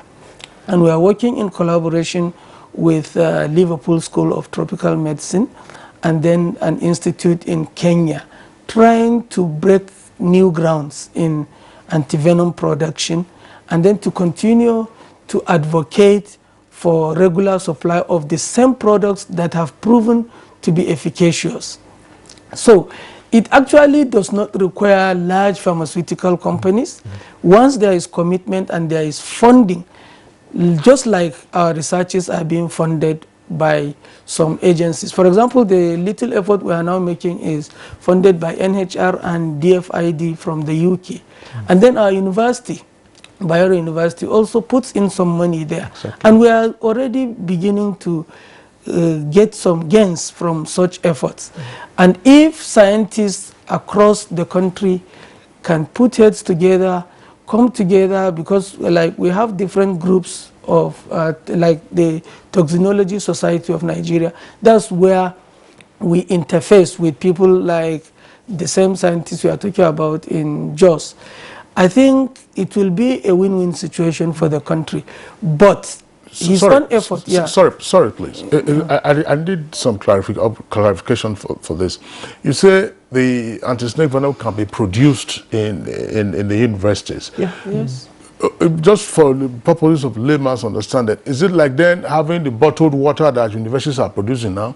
Because if you are producing, I mean, this should be commercially, it should be available in large quantities. Yes. What kind of equipment would you require? Will it be just one university, or will it be at several locations? As I said earlier, for example, in Costa Rica, it was only one university that is making it. But there is nothing wrong with universities across the country coming together, because we have centers in the universities, not the normal departments where students learn. Each university sets up centers. In Bayero University, we are now coming up with different centers in agriculture, in medicine, and other fields of sciences. That single center can actually serve as the industry producing this antivenom. And you know, initially it could be a proof of concept, and then subsequently pilot phase where you produce few vials, not many, and then subsequently it can be scaled up. Most scientific discoveries are known to have come from universities. Yeah, because just 5 horses, University of Costa Rica started with just 5 horses. Usually you need to immunize a horse, get the sera, process it. Easily that could be done. And the group in Bayero that Isa mentioned, actually that is the penultimate aim of that group, to have an indigenous antivenom, starting lowly and then subsequently, when we reach a certain level, attracting other players. You know, it really bothers Nigerians, you know, why we cannot come together and get something done. Not that we don't have the capacity or the professionalism to get something done, but because from all you have explained, it does seem that we have very capable hands that can get this done. It just needs some level of articulation that should come from the Ministry of Health, for instance. Kiran, let me add, what they have said is right. But let me assure Nigerians that the current Minister of Health, Dr. Ezagia and Hanire, is very passionate about this issue. In fact, he co-chaired the launching of the Global Strategic Roadmap on snakebite at the World Health Assembly in May this year, and is giving directive to the committee to fast-track the effort on this local production. What my colleague said, the critical issue is the issue of funding. We all know the kind of budgeting and allocation to different ministry, department, and agency in recent times. The health budget has not gone beyond 6.5% when you look at the trend over the years. And Abuja Declaration of 2001 said health should be given budget up to about 15% of the national budget. But we have not even reached half of that. Sorry, Mr. What is the role of the state governments in this? Yeah, the state government too. For instance, this is one critical area that you raised, Kingsley. State government play limited role because everything is being pushed to the federal government. I think medicine is on the concurrent disease. Yes, it's on the concurrent. I'm not stopping you. Okay. I'm not stopping you because you have harped on funding so much. Yeah. Now, yes, funding, but what about collaboration? For instance, we have some situated pharmaceutical companies in Nigeria. Yes. Can the ministry liaise with such an establishment? And it's okay. Now we have the intellect. Yeah. We can get it done. Okay, now we don't have the equipment, you know, to get on. Can they partner with a pharmaceutical company that has the know-how? An established factory. Exactly, to get it done. It must not be funding always. Yes, that's part of the effort we are putting in place. In the committee, we have representatives of Pharmaceutical Society of Nigeria and the Manufacturing Association of Nigeria, MAN. And from the experience, you remember the issue of a federal vaccine production lab in Lagos, when government wanted to partner with the existing structure on ground. That does not work out because most of these, sorry to say, indigenous manufacturers too, they don't have that capitalization, the muscle to do. It is easier said that this thing does not take much funding. It is not easy to do. As been highlighted here. When the anti-snake venom is produced, it is not going to be for free. No. Exactly. So why don't you, again, this is just by way of throwing ideas around, Or why don't you get experts in finance to work out a financing model to see how, over a period of time, you know, whatever funds come in from institutions, whether Bank of Industry, whether a development bank, or whether a commercial bank, if they don't snuff out the business with their usurious rates, to say over a period of time you can get this done and get it out from that's part of the business case development in the PPP approach model we are approaching now. And the other to get that done. we discussed in Geneva, it's actually within the West African sub-region, common snakes cause most of the bites. In other words, even if a factory is situated within Nigeria, it can sell the product to other neighboring countries. Exactly. The same carpet viper, cobra, puff adder, from Senegal way up to Djibouti, Ethiopia, Chad, Niger, and Nigeria has the highest burden. So it makes logical sense to consider from within Nigeria, but aiming for the West African market. Exactly. By the way, that's the focus. By the way, yes. Why is Gombe, as it were, let me say, the headquarters of snakes in Nigeria? Well, it is because of the ecological landscape of the area. You know, all the Niger Benue Trough, where you have rocky towards Enugu, Benue, and along that axis, promoted the existence of snakes. Well, we have to count ourselves lucky, you know, because if you say we have 250 species of snakes in Nigeria, and only 3 of them are venomous, then we'll count ourselves lucky. The 3 are the most poisonous. The most poisonous. A large number of people. Right. Okay. This is Good Morning Nigeria. We thank you for staying with us up to this moment. And we'll have to take a break. But when we return, we will continue with the conversations on the concluding part of today's edition of your Good Morning Show.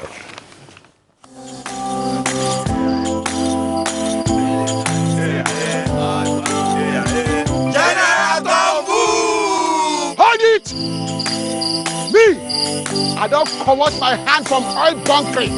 General, what you gonna yarn? What did the yarn serve? I don't understand though. Because they spoil our water and our environment.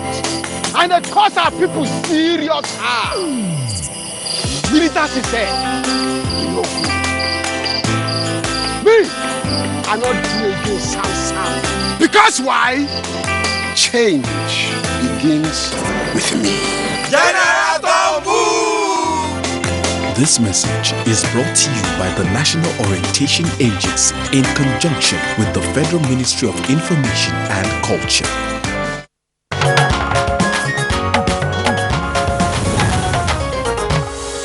All right, we're watching Good Morning Nigeria live on the network service of the Nigerian Television Authority. We still have our 3 guests here with us in the studios, plus a set of tweets that have come in from our viewers who've taken advantage of our Twitter handle at NTAGMN. Kirian, let's go through the tweets very quickly. Let's look at it from the economic angle. I recently watched a documentary where snake bites were on a commercial scale in Kenya. Its export to the US and Europe make fortunes. Can our government also look in this direction? Aside providing jobs, it increases our foreign earnings. It's talking about snake bites being on the commercial on the commercial scale. You don't export snake bites, by the way, Kid. No, we don't. I just say maybe maybe anti-venom. Yes. Snake farms. Talking about the venom. That's right. Okay, Festus Akimbo says snake bites are inevitable, and there are deadly snake bites each year in Nigeria, especially in rural communities where access to emergency medical services is non-existent. Government must ensure there is prompt access to well-made anti-venom to give victims a good chance of recovery. Sonny Michael Amakoji, it says, why snake bites are inevitable in Nigeria, the resulting deaths, life-changing disabilities are not or should not be. Government at all levels must ensure that there are safe, effective and accessible snake bite treatment centers across the country. Instead of waiting for snake bites before thinking of anti-venom, we should work towards preventing snake bites. In most parts of Europe, chemicals are sprayed quarterly and periodically, which is aimed at weakening the poisonous nature of the snake. We can do the same here to be safe. All right, Mike Anyakwa says snakes portend darkness and they thrive where there are bushes. This calls for clarion appeal on our leaders to pursue development, especially in our rural areas. Community health clinics must be sited in our hinterlands. They must be well equipped to meet challenges. He said the fumigation of bushes that are around houses and pathways to farms is a welcome development as it helps in chasing all dangerous reptiles away from human dwelling areas. Prevention is better than cure. Law Alpha say snakes, according to him, hide, live, and thrive in secluded places, holes, valleys, and abandoned buildings. It is advisable that we periodically clean our environment in order not to attract snakes and other harmful rodents. Now, according to him, a brother of mine was bitten by a snake while uprooting palm trees for a building project. He took it for granted and died a few days later. Can the panelists trace the life stages of snake bite and when the venom is said to be most deadly? All right, Akeju Alabaju. Snake bites are common in rainy season on account of flood in rural areas. Anti-snake venom are not available and they rely on traditional method, and that brings the question as to whether there's any traditional method of treating it. The creation of veterinary teaching hospitals will cater for the bite victims and of course encourage research in anti-snake venom production. Chris Simeon, Kieran, Alabaju there was saying the creation of veterinary teaching hospitals will encourage research snake venom production. This research is already on. It's been done. It's the commercial production. Commercialization, yes. And you don't produce that at a veterinary teaching hospital. It's not possible. Okay, now Chris Simeon says a research was conducted at Anti-Venomous Medical Center recently in Adamawa State, and the result shows that almost 90% of the patients develop mild to severe forms of anti-snake venom reaction. Why? Okay. Now, with the advent of anti-venomics, Nigerian health authorities must be aided in selecting and purchasing anti-venoms appropriate to local needs.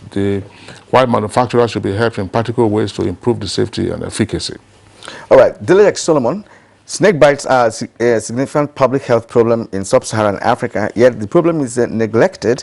As many as 1.5 million people in Africa are bitten by snakes. The majority of snake bites and deaths from these bites occur in rural areas where access to healthcare services is limited. Well, the knowledge of venomous snakes, snake bite first aid, treatment, and the prevention among clinicians in Nigeria, particularly northern Nigeria, is low. Thus, improvement in overall knowledge in clinicians' exposure to snakebite management and training of accident in Nigeria are required. Adejumo Olubumi, we cannot deny the fact that most of the victims of snakebite are farmers working on their farms, and government desire to have food security will be a mirage if it keeps on ignoring the welfare of farmers. I learned that the University of Jos has developed a vaccine against the effect of snake venom. Is it a vaccine? Well, this is a welcome development. Sadly, thousands die yearly due to snake bites, and the government is not proactive in saving lives. All right, Ebatibi Zekeri, he sounds like a medical personnel. He says, panic worsens snake bites. If you are with someone who has been bitten, try to keep the person calm. The more you move, the faster your heart beats. The quicker the venom is going to be circulated throughout your body. So do your best to stay calm and remain as still as humanly possible. There are traditional herbs that cure snake bites venom. People with such traditional medicine should be identified, encouraged, and possibly empowered to save people's lives. Now, in rural areas, hardly you see any anti-venom in hospital. Okay, the government should make sure they are provided. Now, Hassan Labran, it says, in spite of the dramatic upsurge in scientific solutions to snake bites and its prevention, government shouldn't allow this go into oblivion. Our foremost traditional systems of snake bite treatment, as its raw materials, are always available and affordable. Now, Jamie T. Martins, treating snake bite has been very expensive. More so, access to treatment is another issue. It's only available in cities and towns. Then what becomes of the rural settlers or dwellers who are most prone to frequent bites? Okay, Utulos Sunday says, I believe Nigeria has come of age to have anti-snake venom, irrespective of location. This is because accessing anti-snake venom is still a big challenge in several places in Nigeria. Well, anti-snake venom obviously is a treatment, as it were. Yeah. When a person is bitten by a snake, what are the first aid measures to be taken? I mean, I recall in those days they say you tie a portion, you know, it's about a foot or so above. But what is the latest knowledge with regard to the first aid to be administered to a victim of a snake bite? Okay. Actually, if a person is being bitten by a snake, the first thing to do if a person happens to be with him or her is to try and calm the person and then find the quickest means to take the person to a treatment center. Okay. There are first aid measures which I have heard, especially from the tweets, that people were talking about traditional means of treating snake bite. Some of them are very dangerous and we are discouraging them. For example, some people will incise the place with a knife or something sharp, thinking that they will bring out the venom. That is a very wrong step to take, and it is not encouraged. And then the second thing they do is to apply certain herbs. We call it gadali locally in Hausa. It is just like a bulb, like an onion. Sometimes they give the person to ingest, and then sometimes they apply in such place. Such things, when they do, they encourage them to waste time and not report for help early. And then some people will apply the monkey skin, or there is a black stone they get from the Holy Land and then apply it because it comes to the site, especially when they incise the place. Prof, are you saying Yes. that traditionally speaking, that Africa never had any antidote to snake bites? I mean, because if you go to some localities, there is always a family or two that are known for such treatments. Yeah, for cure. Okay. So if it happens to go there, it has been there before now. So fine. My difficulty with that is, you know, for anything to be accepted, it has to be proven scientifically. If such are not subjected to clinical trials and they stand the test of time, it is very difficult for us to accept. That is why I'm mentioning the ones that I know happen that are dangerous. But there may be some that may be working. But unless we subject them to these trials and they are proven, we will not. Professor Habib, I mean, it was talking about, I don't clarify this. Professor Issa Abubakar said, look, if a person is bitten by a snake, suppose the individual is alone. So what should the person do? Now, or if you are with somebody else, say, take him. How do you treat the point of injury from the snake bite? Yes, sorry, I haven't finished. The issue of applying to tie the place, the tourniquet, is also discouraged in most cases of snake bite, because the carpet viper is the one that affects the country more than any other one. And in such situations, if you tie, you are actually trying to cause the death of tissues around that place. And that is the commonest cause of amputation of the limb when it occurs. That is why it should be discouraged.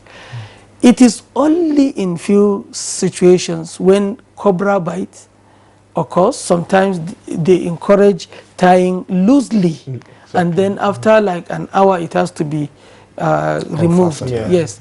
And then it can be taken back, but that is in very few situations. So in most cases, what we encourage is just to ensure that the limb is not mobilized, and then the person is calm. I like the tweets by somebody saying that there is a lot of tension, fright, and then we discourage that.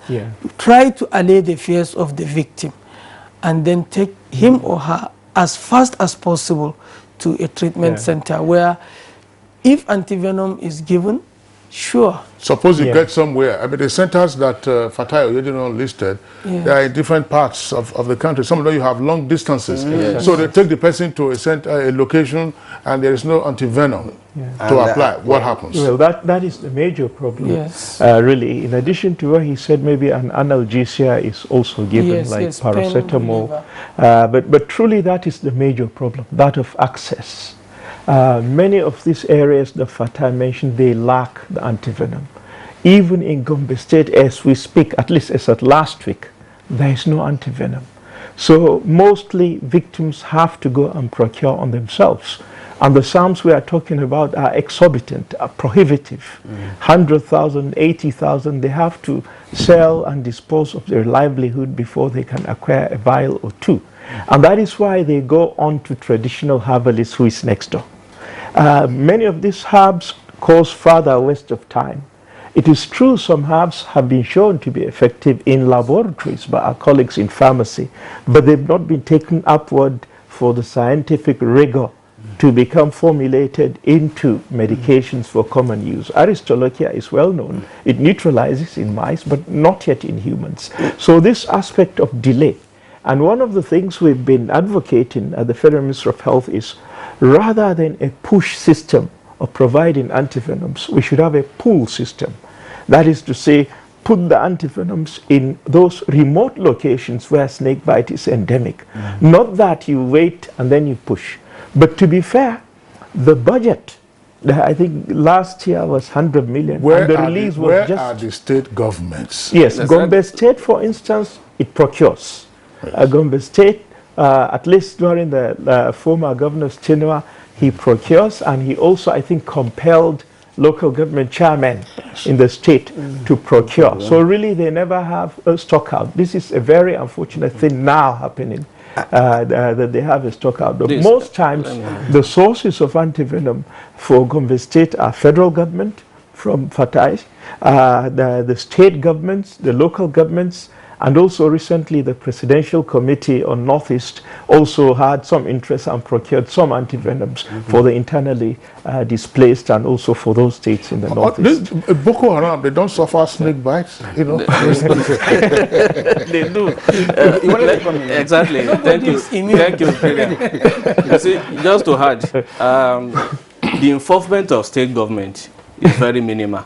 And you see, I keep on hammering on the issue of funding. It's not as if we are overstretching it. In a situation whereby in a country you are recording between 15,000 20,000 cases, and your budgetary allocation, when you budgeted 200 million, you are giving 50 million or 20 million, and a vial of antivenom is 30,000 naira, how much will that procure? And we've told the state, health is on concurrent list. Each state that has snakebite problem should also include snakebite burden in their budget. So what you find out in Nigeria is that all the states run to the Federal Ministry of Health to collect antivenom. Unless we procure, most of them, 90% will not procure, with the exception of Gombe, partly Plateau, and a few others that procures very little quantity. Gombe is recording nothing less than 8 million annually, and will procure 500, maximum of 1,000. What would that do? And the money that is coming to federal government cannot buy the larger quantity that will give all the states. This is why we are saying state government should be more proactive in putting funding down for snakebite, so that the one that is coming from federal government will be a gap, to bridge the gap that is existing. Part of the problem that we have is that we find it difficult to incorporate the traditional method of doing this.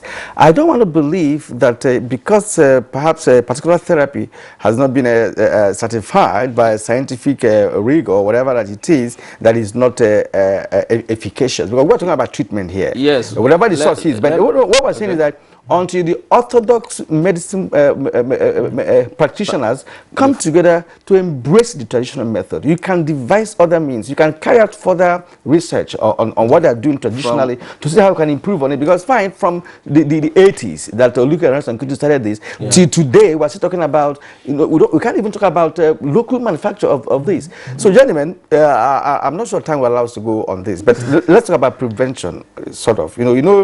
Humans and animals they vary, when it comes to physiopathological response and sensitivity to animal venom. I know that there are some animals that if a snake, bites them, it doesn't react, it doesn't do anything. Does that exist in humans? And from all the research you have done, is it a possibility to have vaccine for snake venom? Well, actually, when you talk of animals like pig or monkeys, the places where snakes strike them usually it doesn't allow for the envenomation. So such things, you see people keeping them around their houses. In the rural areas where they rear such, and especially pigs, and they serve as a preventive measure. But in human beings, actually, apparently there is nobody that is immune to snakes. Maybe footwear. Even the snake charmers, I talked about Morocco they earlier, get the great Morocco. a lot of bites, actually accidental bites, in spite of whatever they do. So it is not an occupation that I personally will encourage anybody to do. But they are serving a lot of good purposes. On this issue of, but protective wears. Yes. Do a lot of good. For Like example, what, boots? Yes, wearing boots up to the ankle joints, and then gloves for farmers that must tilt the land, and then sleeping under treated nets, for example, that we do use for malaria. Such prevents man-snake contact. And then clearing bushes around the houses, ensuring that there are no hiding places for the snakes. They do a lot of, and then in dark hours, you work with a source of light, so that you are looking at where you are putting your legs on, so that you can... Can someone get some kind of low-graded venoms injected in his system for the purpose of prevention? It has been tried actually in Myanmar, but it didn't work. They call it venoid, like a vaccine, because in Myanmar, snakebite is the 5th commonest cause of death among rice farmers. So they developed a vaccine, immunized their farmers, but it didn't work. But as we speak now, we have a funding from DFID to develop next generation antivenoms that is supposed to be based on a more scientifically advanced approach, using monoclonal antibodies and a composition of about 6 institutes. It's not a vaccine, but it's still an advanced antibody. But I just wonder, toward all of it, there are some, I don't know whether these are old wives' tales, but you hear them. Some people will tell you that if you know bitter cola. Yeah. That if you took bitter cola, I think I have one in my pocket. Yeah, it's so good for Ebola. If you have bitter cola, no, that was for Ebola. If you have bitter cola, then you remove the skin and you drop it somewhere that a snake will never come around that location. That is then you also flowers. I'll ask my question. You remove the skin, you put it somewhere. You say a snake will never come around there. Others will say let me keep my bitter cola. Others will say if you take a bulb of onions and then you dice it and you sprinkle it around, well, my producer is saying, and garlic. I don't know whether garlic has its own repellent odor, so that a snake would never come around there. And then I think it's in Benue. One of our colleagues in the past was saying something about it. They call it api or so. It's a seed. They say you put it somewhere, a snake would never come around there. Are these control measures? Are they efficacious? Are they effective? So what can be done? First will be Tacola. Well, definitely I know there are snake repellents, but I don't know of bitter cola and some of these herbs. But definitely there are repellents. Some formulated for travelers in Europe, in North America, when they come out in picnics, they spray it near where they are sleeping. Right. And definitely some of this may be useful. And even here, the thorny scrub and shrub has been found also to be a repellent. Snakes don't like to go into that thorny palm like trees, really. Yes, but I'm not sure. Maybe. Actually, during one of our clinical trials, we stayed in Zamko Ilangtang local government area of Plateau State for 9 months, and I took interest in some of these, and we were using them around the compound, and I did not see any benefit of such things. But did you see snake after doing of that? Of course. Yes, so when you see a snake and it is still moving, in spite of all those things, then there is no evidence. Prof, they didn't say it's going to die, but it's going to make the snake go away from Yes, but it didn't go. The snakes did not go. In fact, I watched a snake hatched 88 eggs around such places, and then we came and we were using all those things. One of the things that has circulated in social media recently is to say, look, if you have a snake in the house or in the room, soak a paper in honey, and then light a match and put it, then open the doors, and the snake will just go away. Let me add, Kira. Just some seconds, please. Yeah, this issue of herbs. There may be some of them working locally, but like he said, there's no scientific proof. They recently developed a vaccine by a professor in Jos, is derived from herbs. So, and in the Ministry of Health, the newest department there is the traditional medicine department. So we are reaching to them so that we collaborate on how to harness all these claims and get funding for research to do this, and when it is subjected to scientific proof, we can now promote the usage. But as it now, we have to wait until subjected to scientific proof. Exactly. Okay, fine, Yes. fine. Exactly. Gentlemen, thank you. It's been a very interesting conversation this morning, and we'd like to appreciate all of you for being part of our show this morning. All you are professionals, and of course Nigerians must have learned a lot from your postulations. And first of all, we'd like to thank Professor Abdulrazak Habib, Professor of Infectious and Tropical Diseases, Bayrou University. Thank you indeed for coming, Prof. We hope to have you again some other time. Thank you. Mr. Fatai Oyedero, Deputy Head National Program Manager at Snake Bite Envenoming Program of the Ministry of Health. Thank you. We hope that your plans will crystallize into reality. Thank you very much. Thank you so much. And of course, Professor Isa Abubakar, Professor of Public Health and Community Medicine, Bayrou University, Kano. Thank you also for being here. Thank you very much.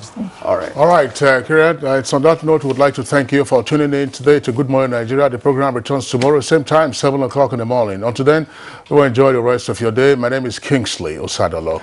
And I'm Kirian Umar. Have a great day.